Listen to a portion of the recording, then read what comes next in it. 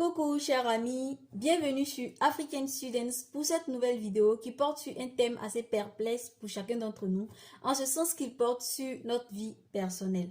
La question d'aujourd'hui est de savoir s'il faut concilier relations amoureuses et études. Thème assez intéressant, n'est-ce pas? Si ce thème t'intéresse réellement, reste avec moi jusqu'à la fin pour qu'on puisse en discuter.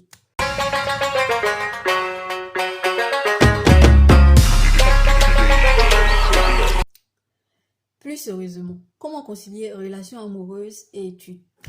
Certains diront que c'est impossible de concilier deux rêves à la fois, alors que d'autres trouveront absurde de ne pas avoir de copain ou de copine juste à cause des études. Moi, je dis que dans les deux cas, personne n'a tort, chacun a ses raisons. Par contre, je vous recommanderais de procéder toujours par une analyse des pour et des contre avant de vous engager dans une quelconque relation. Car si au lycée, on peut répondre catégoriquement à cette question sous l'influence de l'adolescence, au supérieur, il faut réfléchir à deux fois.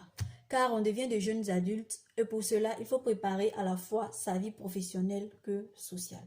Je disais donc qu'il faut analyser les pour et les contre avant de se mettre dans une relation. Mais bien avant cela, il est primordial de se poser deux grandes questions. D'abord, se demander soi-même, est-ce qu'on veut réellement être en couple parce qu'on aime une personne ou parce qu'on veut faire comme nos amis? Ensuite, il faut se poser des questions sur la personne avec laquelle on aimerait se mettre. Est-ce que cette personne a la même vision de la vie que nous? Est-ce que cette personne a les mêmes principes que nous?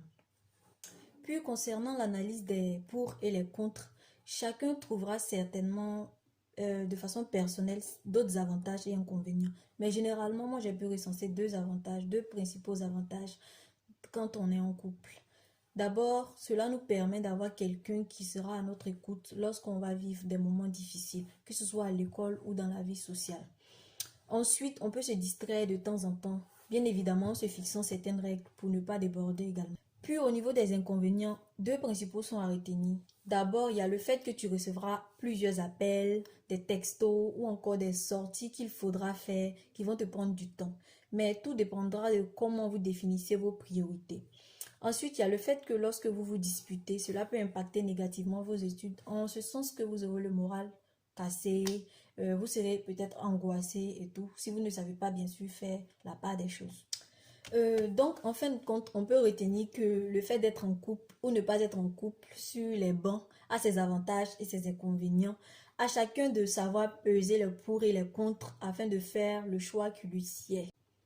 Et c'est la fin de cette vidéo. Merci d'être toujours avec nous sur African Students. Si elle vous a plu, n'hésitez pas à la liker et à vous abonner sur notre chaîne pour plus de thèmes plus intéressants.